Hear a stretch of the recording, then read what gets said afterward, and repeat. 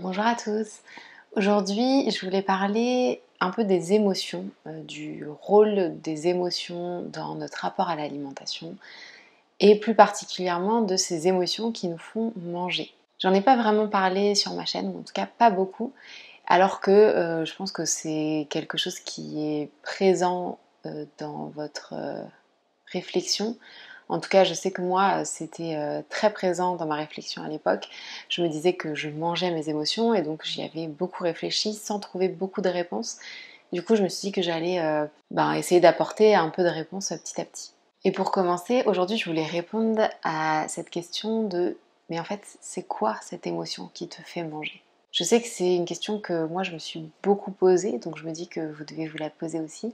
En fait, en général, comment ça se passait pour moi et comment ça se passe, je pense, pour la majorité d'entre vous, tu passes ta journée au travail, voilà, à faire ta vie, et puis dès que tu sors du travail, que tu sais que tu vas rentrer chez toi toute seule, il y a quelque chose qui commence à monter, il y a quelque chose qui commence un peu à bouillir, tu ressens une envie urgente de manger, tu sais que tu vas faire une compulsion alimentaire même si tu veux pas la faire, tu ressens que il y a de fortes chances pour que ça se transforme en compulsion alimentaire. Et parfois sans même savoir expliquer ce que tu ressens, tu sens que ça commence à monter à l'intérieur de toi, que c'est désagréable, que ça commence à bouillir. Tu sens que ça commence un peu à te submerger et que tu as envie d'anesthésier, de ne plus voir tout ça parce que c'est désagréable, que tu n'as pas envie de les vivre.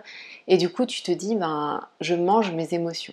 Sauf que c'est un peu vague. Enfin, moi, je sais qu'à l'époque, je me disais, ouais, je mange mes émotions, c'est ça que je ressens, mais en réalité, j'ai du mal à mettre le doigt sur c'est quoi cette émotion que je mange en fait.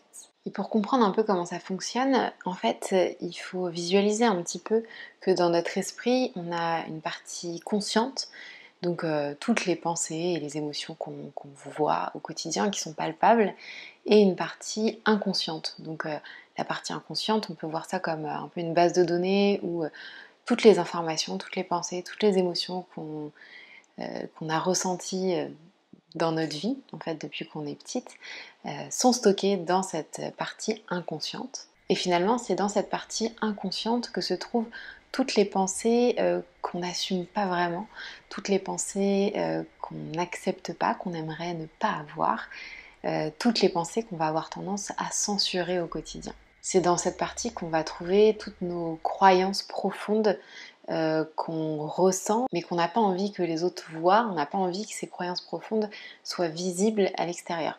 Par exemple, si j'ai la croyance profonde que je suis pas assez intéressante, c'est quelque chose que je vais pas avoir envie que les autres voient, donc je vais essayer de ne pas y penser, faire comme si je ne pensais pas ça. Je vais tout faire pour rejeter cette croyance-là et mettre un peu un masque en fait face aux autres pour pas que ça ne se voit.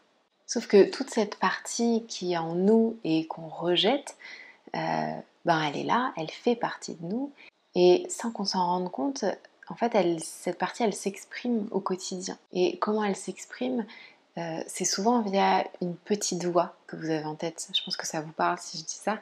Vous avez l'impression parfois quand vous êtes face à quelqu'un, par exemple, dans une discussion, il y a ce que vous voulez dire, il y a une petite voix derrière qui vous dit non mais t'es sûr que c'est intéressant là ce que tu vas dire, t'es sûr que si tu dis ça il va pas te juger, t'es sûr que si tu dis ça il va pas trouver que t'es un peu nul, est-ce que t'es sûr que si tu dis ça la personne va encore t'aimer, voilà, cette deuxième voix en fait qu'il y a dans votre tête, c'est la partie censurée, ces croyances profondes qui remontent, qui s'expriment, même si ça ne se voit pas de l'extérieur. Donc en fait, ces croyances profondes, elles font partie de vous au quotidien via cette deuxième voix.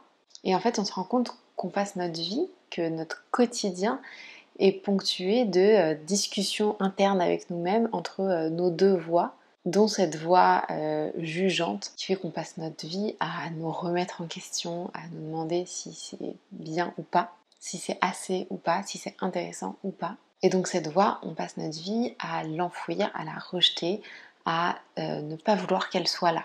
Et rejeter cette petite voix jugeante, ça nous prend énormément d'énergie Et c'est quelque chose, parce que c'est quelque chose qu'on fait systématiquement quand on est face à des personnes, face à des situations où on ne peut pas laisser aller cette voix jugeante. Sauf que quand on se retrouve toute seule, ou qu'on sait qu'on va se retrouver toute seule, ben il n'y a plus cette obligation de faire taire cette voix jugeante, sauf qu'en même temps, on n'a pas vraiment envie de la laisser exister, on n'a pas vraiment envie d'être seul avec cette voix jugeante. Et donc si face aux autres, on va réagir en mettant un peu un masque et en faisant diversion finalement, en masquant cette voix jugeante, quand on est toute seule, on ne peut pas vraiment mettre de masque et donc on va avoir tendance à rejeter cette voix mais plutôt en l'anesthésiant. Et c'est marrant parce que là je vous dis ça, mais à l'époque j'avais pas du tout posé les mots sur tout ça, j'avais pas du tout conscience de tout ça.